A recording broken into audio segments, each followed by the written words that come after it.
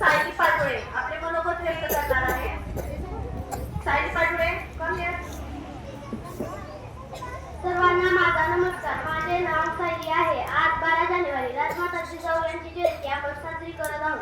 राजमाता जिजाऊ यांचा जन्म 12 जानेवारी 1598 रोजी बुलढाणा जिल्ह्यातील सिंदखेड राजा या गावी झाला.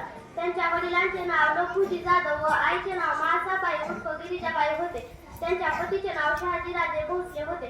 महाराष्ट्राला आदर्श म्हणून शिवाजी महाराज लाभले. त्यांना माझा कोटी प्रणाम. आज 12 जानेवारी आहे. आपण राजमाता जिजाऊ यांची जयंती साजरी करत आहोत. सर्वप्रथम राजमाता जिजाऊ यांना माझा मानसमुद्र.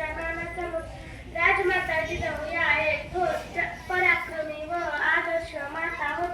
त्यांचा जन्म 12 जानेवारी 1598 रोजी झाला. त्यांचा विवाह शहाजीराव भोसले यांच्याशी झाला. जय महाराष्ट्र. सर्वांना माझा नमस्कार. माझे नाव ओवी शिवाजी जाधव आहे. मी आज तुम्हाला काही 2 शब्द सांगणार आहे. ती तुम्ही शांतपणे ऐकून घ्यावे ही माझी नम्र विनंती. आज 12 जानेवारी आहे. आपण सगळे राजमाता जिजाऊ यांची जयंती साजरी करीत आहोत.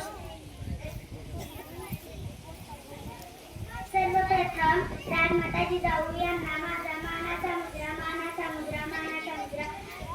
राजमाता जिजाऊ या थोर पराक्रमी व आदर्श माता होत्या.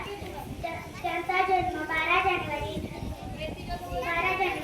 1598 रोजी बुलढाणा जिल्ह्यातील सिंदखेड राजा येथे झाला. त्यांचा विवाह शहाजीराजे भोसले यांच्याशी झाला. एवढे बोलून भाषण चुकवते. जय जिजाऊ. मंगळवारीच्या मनासारखा राजा प्रदान करणाऱ्या राजमाता म्हणजे जिजाऊ भोसले. सिंदखेडचे राजे लखुजीराव जाधव यांच्या कुळात म्हाळसा राणी साहेब यांच्या पोटी जन्मलेलं हे कन्यारत्न म्हणजे जिजाऊ. सन 1605 मध्ये शहाजी राजा आणि जिजाऊ यांचा विवाह झाला. मुलं आईकडून सदाचार व प्रेमाचा तर वडिलांकडून कर्तृत्वाचा वसा घेतात. पण जिजाऊ याला अपवाद आहे. शहाजी राजांच्या गैरहजेरीत त्यांनी दोन्ही भूमिका पार पाडल्या व संस्काराच्या जोरावरती छत्रपती शिवरायांनी हजारो वर्षांची गुलामगिरी मोडून काढली व हिंदवी स्वराज्याची स्थापना केली.